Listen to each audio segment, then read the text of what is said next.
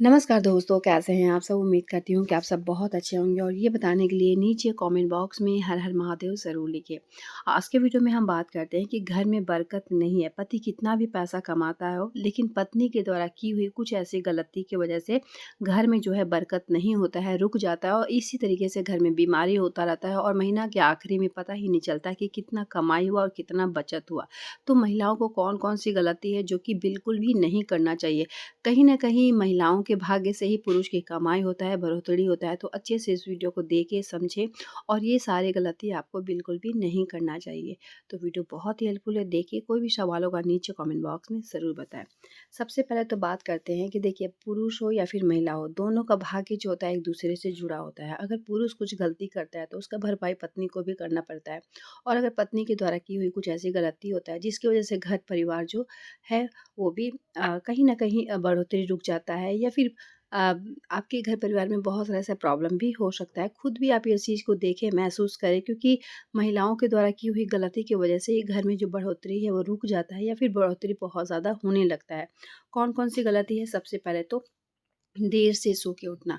जिस घर में महिला बहुत देर से सो के उठती है, तो उस घर में निश्चित तौर पे है कि उनके घर में बढ़ोतरी कभी नहीं होगा, घर में बीमारी होगा, घर में लड़ाई-झगड़ा, कलेश लगा ही रहेगा, चाहे पति कितना भी पैसा कमाता हो। लेकिन अगर देर से आप सोकर उठती हैं, देर से बिस्तर छोड़ती हैं, तो आप समझ लें कि आपके घर की बढ़ोतरी जो है वो कभी नहीं होगा, चाहे पति कितना भी पैसा कमा ले। तो ध्यान रखें, जल्दी से जल्दी सोकर उठना चाहिए। कम से कम कोशिश करें कि 7 बजे तक आपको स्नान कर लेना है और 6 बजे तक बिस्तर आपको छोड़ देना है। यानी ठंड का मौसम है, अब तो ठंड भी ख़त्म होने वाला है, तो कम से कम साढ़े 5-6 बजे तक आपको बिस्तर जो है वो छोड़ देना चाहिए।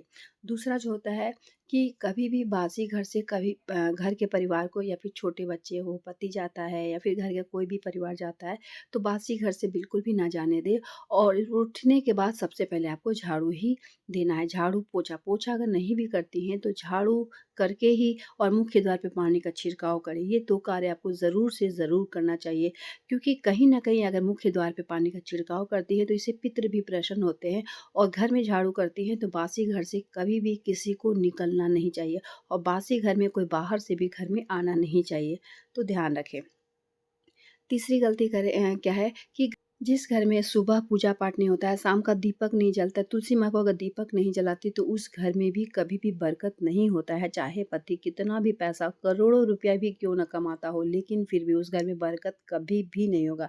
क्योंकि जिस घर में दीपक नहीं जल रहा, घंटी नहीं बज रहा, शंखनाद नहीं हो रहा, तो उस घर में कैसे बढ़ोतरी होगा? आप खुद ही समझ सकते हैं कि जहाँ देवी-देवता प्रसन्न नहीं होंगे, वहाँ कितना भी आप पैसा कमाते हैं लेकिन घर में बरकत कभी भी नहीं हो सकता है। तो सुबह उठने के बाद, झाड़ू करने के बाद आप सबसे पहले पूजा पाठ ही करें क्योंकि पूजा पाठ करना बहुत ज़्यादा ज़रूरी होता है। इससे मन को शांति तो मिलता ही है, साथ ही भगवान का आशीर्वाद भी मिलता है और घर में अगर इस तरीके से पूजा पाठ किया जाता है, दीपक दिखाया जाता है, घंटी बजाया जाता है, शंख फूँका जाता है, तो उस घर में बरकत ऑटोमेटिक ही होता है।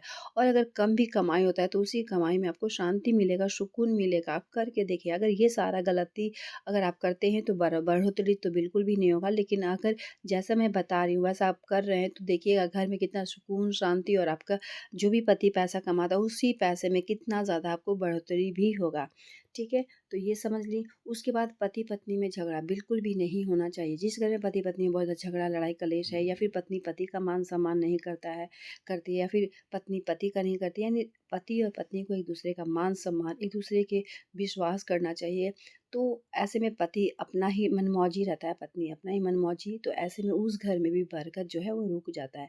तो पति-पत्नी का एक-दूसरे का सम्मान करना चाहिए, विश्वास करना चाहिए, एक-दूसरे से प्यार करना चाहिए। मतलब कहा जाए कि देखिए, पति और पत्नी का एक मतलब कहा ही जाता है कि शिव और शक्ति, यानी हमेशा जो पत्नी का नाम होता है वो पति से भी लिया जाता है। देवता पितर में भी ऐसा होता है। सीता राम पार्वती के साथ शिव जोड़ा जाता है। यानी पत्नी को अर्धांगिनी यानी आधा अंग माना जाता है। तो इस चीज़ को समझ लें, कभी भी लड़ाई झगड़ा कलेश ये सब घर में बिल्कुल भी नहीं होना चाहिए। तो इस बात का भी ध्यान रखें। जब भी आप खाना बनाती हैं तो खाने को कभी भी जूठा नहीं करना चाहिए कि चख रहे हैं, नमक है कि नहीं, टेस्ट कर रहे हैं। तो माँ अन्नपूर्णा का वास होता है किचन में, तो कभी भी खाने को जूठा करके नहीं, मतलब किसी को नहीं देना चाहिए, यानी खाने को, भोजन को कभी भी जूठा नहीं करना चाहिए। नेक्स्ट अगर बात किया जाए 7वें पॉइंट का, तो जब भी आप खाना बनाती हो सुबह बनाएँ या फिर शाम को बनाएँ, एक टाइम भी गाय के लिए रोटी पहला रोटी ज़रूर से ज़रूर निकालें और लास्ट रोटी कुत्ते के लिए निकालें, छोटा बनाएँ लेकिन गाय के लिए प्रतिदिन 1 रोटी घर से निकलना ज़रूरी है। तो इससे बहुत ज़्यादा बरकत है क्योंकि आपके कमाई का एक अंश, एक छोटा-सा अंश जो है वो गाय के पेट में जाता है और गाय में कहा जाए तो 33 करोड़ देवी-देवता होती है। तो 33 करोड़ देवी-देवता को अगर आपने पेट भरा है, थोड़ा-सा ही सही लेकिन इससे कहीं न कहीं आपकी कमाई में बरकत होगा। तो इन सब बातों को ध्यान रखें। 8वें पॉइंट की बात किया जाए कि कभी भी गैस के ऊपर से खाना निकाल कर तुरंत को किसी को नहीं परोसना चाहिए। गैस को बंद करें या फिर जो भी रोटी है, सब्जी है, गैस से नीचे उतारें उसके बाद ही देना चाहिए। तुरंत आपको गैस से उतार के डायरेक्ट देने से इसे कहा जाता है कि एक चढ़ा हुआ जो मन होता है वो भी उतर जाता है और कोई भी कार्य आपका रुक जाता है। तो ये सब गलती ना करें। साथ ही चकला बेलन की बात किया जाए, बहुत सारे जैसे चकला बेलना हुआ, छोलनी हुआ, तो ये सब जो है वो जूठा में आपको नहीं डालना चाहिए।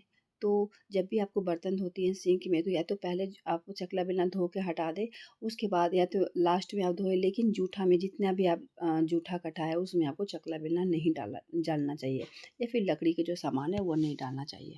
और यहाँ एक बात बहुत ज़्यादा ज़रूरी है कि जो भी आपका पैसा आता है, चाहे वो 5,000 आए, 10,000 आए, 20,000 आए, लाखों आए, उस पैसे में से एक अंश भी, थोड़ा-सा भी अगर आपको इच्छा नहीं है तो 100, 200, 500 जितना भी हो, पेमेंट से थोड़ा-सा निकाल कर भगवान के लिए ज़रूर से ज़रूर भगवान के नाम में निकालें। यानी वो पैसा आपको निकालना है, चाहे 1-2 महीने बाद भी उस पैसे से स्टोर करके आप कुछ और भगवान के लिए खरीद सकती हैं। आप चाहें तो दान पेटी में डाल सकती हैं, जो भी जितना भी अपने खुशी से आपको देना है, जितना भी है। लेकिन पेमेंट से पैसा जब भी आपका आता है, पेमेंट आता है तो उसी में से कुछ अमाउंट भगवान के नाम का ज़रूर से ज़रूर निकालना है।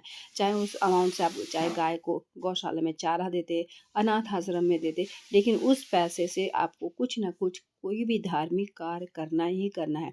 इससे ऑटोमेटिकली आपका जो भी पैसा है, जो भी कमाई है, उस कमाई कहा जाए कि कई गुना ज़्यादा बढ़ेगा। आप करके देखिए, जो दान पुण्य हम करते हैं, पैसा कमाते हैं, बैंक बैलेंस हमारा बढ़ता है, लेकिन जो हम अच्छे कर्म करते हैं, तो उसका भी बैंक बैलेंस कहीं न कहीं उसका भी आप खाता खोले हैं और उसमें भी कहीं न कहीं स्टोर होता है। वही स्टोर कहीं न कहीं आपका जो बैंक बैलेंस है, जो आपका पैसे वाला है, उससे भी बढ़ोतरी होता है। तो इन सब बातों को ध्यान रखें। अगर आप सूर्य देव को प्रतिदिन जल देते हैं, तो एक तो शारीरिक आपको सुख मिलेगा, शरीर में कष्ट, पीड़ा जो है वो नहीं रहेगा, साथ ही घर में बरकत होगा और सूर्य देव को आप 1 लोटा जल प्रतिदिन अपने घर से निकालते हैं, तो ये बहुत ही अच्छी बात है और मैं खुद भी करती हूँ और मेरे साथ भी बहुत अच्छा होता है। चाहे आप कितना भी मैं कितनी भी बीमार रहती हूँ, लेकिन फिर भी इतना कार्य तो ज़रूर से ज़रूर करती हूँ, जितने भी मैं पॉइंट यहाँ पर बताई। तो इससे घर में सुख, समृद्धि, शांति क्योंकि परिवार के लिए ही हम लोग चाहते हैं कि हमारा परिवार जो है सुखी रहे, हमारे पति का कमाई बढ़े, बढ़ोतरी हो।